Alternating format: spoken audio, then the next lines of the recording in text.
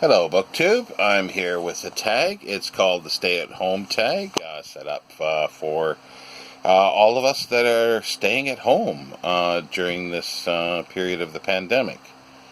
It was originally created by Princess of Paperback. I've not watched that video yet, but I've seen it on many of my booktubers that I subscribe to.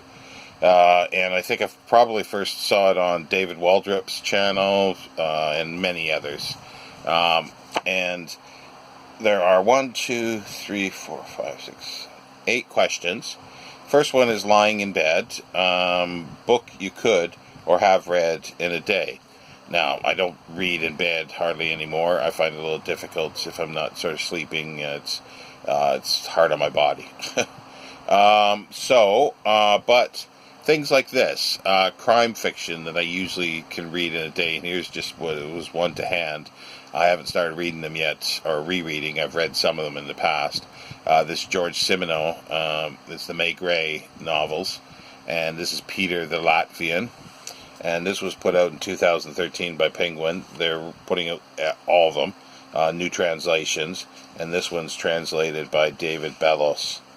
And this is, most of his are anywhere from like 150 to 175 pages, and easily, run this off in a day or an evening, so as I can for most of the crime stuff, and that's what's sort of nice about it. They're just easy, quick reads. Second question is snacking, guilty pleasure book. I don't really snack while I'm reading, but I do drink. It depends on how long I'm going to be reading. And this would be an example of my guilty pleasure is science fiction, and this is the complete short stories of Clifford D. Simak. It's volume 1, and it's a reread. And rereading is a bit of a guilty pleasure, but there will be ones here that I have not read because they have not been in book form before. But science fiction, crime fiction, and a lot of sort of modern, recent fiction I call sort of guilty pleasure reading. So anything like that will work. Let me see, number 3, Netflix series you want to start. I don't have Netflix. I have Prime and BritBox that I watch on, or have been watching on my laptop. But the question is series you want to start. Now that would be the Three Musketeers cycle, and there's new translations coming out by Lawrence Ellsworth, and this one is published 2018 by Pegasus Books, and he's going to be translating the whole cycle. He's got the second one, The Red Sphinx, which is a sequel, but not normally known as a sequel. And then there's 20 years, I forget if it's after or later, I think it's 20 years after, which is sort of third book in the cycle. And he's done the first half of that already, so that's been out. And then there'll be the second half, plus there'll be another 5, I think, books in total. So I do want to get to starting that and get to it. Deep Clean, been on your TBR for ages. Now I found this because I was looking for the next book after this. I've got some older books, but this was just easy to hand, and it's come to the top of the pile. It is David J. Scull's Something in the Blood, the untold story of Bram Stoker, the man who wrote Dracula. And it is published by Liverites Publishers, division of W.W. Norton, and this came out in 2016. I probably bought it pretty soon after because I wanted to get it before it disappeared, as they do sometimes. I have not read it yet, other than the introduction. As you can see, the bookmark was sort of put there and then left. So yeah, this is one that I do want to get to that's been on my TBR. The next one is Animal Crossing. I'm not sure the connection with this one, but oh well. Book you recently bought because of hype. Now that would be, keeping with sort of the Bram Stoker theme, is Shadowplay by Joseph O'Connor. This came out last year. I heard a lot about it. There was a lot of info on, or people talking about it on Twitter. I didn't see anything on BookTube, to be honest, but on Twitter there was a lot. And it's about Bram Stoker, Henry Irving, and Ellen Terry, and the Lyceum Theatre. Sounded perfect. So I waited for it to drop a little bit, and I got it for about the price of a paperback off of online bookseller. And it's published, last year. This is the fourth printing. And it's Harville Secker. It started out, I think in the first 5 or 6 pages, this I really like the dialogue, I like what's going on. Then it just took a dive. I did not like it. The least said the better. Very poorly done, I thought, and it'll be a long time before I succumb to any kind of hype or anything like that again.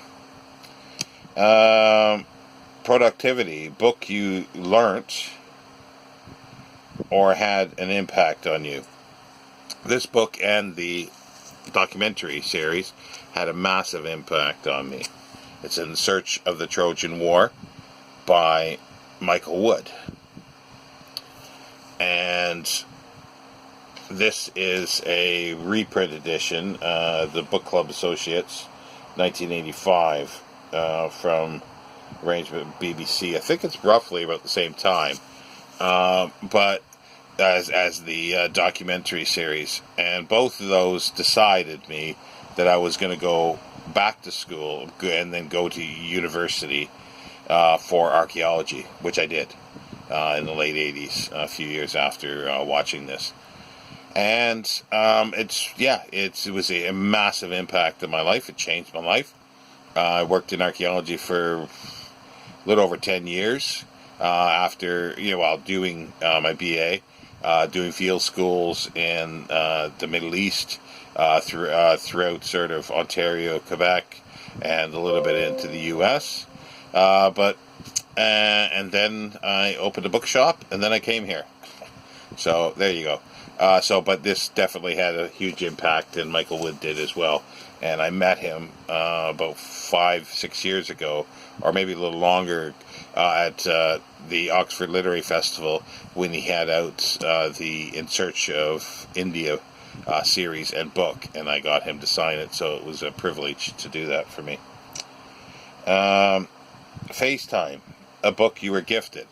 Well, I did do quite a listing of books yesterday, of books that were given to me. They were sent to me, but I've already done those. So this is another one. This is a big one. It's over 1,000 pages.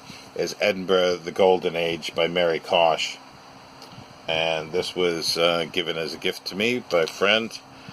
And it's by John Donald Publishers, Edinburgh, out in 2003. I have not read it yet, but there's a lot of books I haven't read. But I have looked at it closely, and it is definitely something that is of massive interest to me. FaceTime, a book you were gifted. No, sorry, I did that. Self-care. What is one thing that you've done recently to look after yourself? Well, as I said before, I don't have Netflix, but I've got Prime and I've got BritBox, so I occasionally watch something on those. Usually been watching on my laptop. I've got a 40-inch flat screen TV, but I haven't had it hooked up, and I haven't watched any DVDs or anything for a good 2 years, I think it is.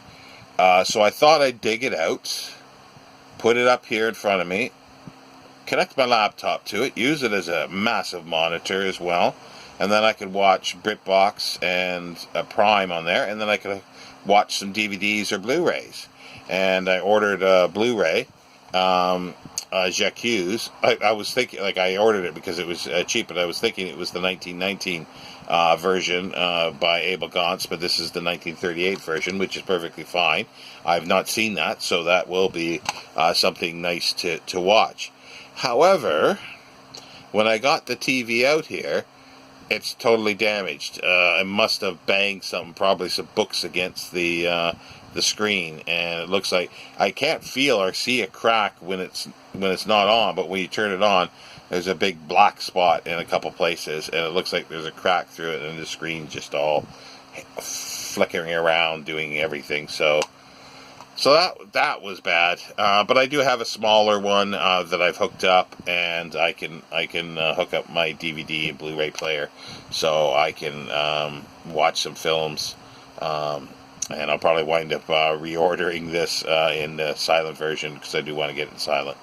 But yeah, that's it for my for the stay-at-home book tag, and I don't have anybody to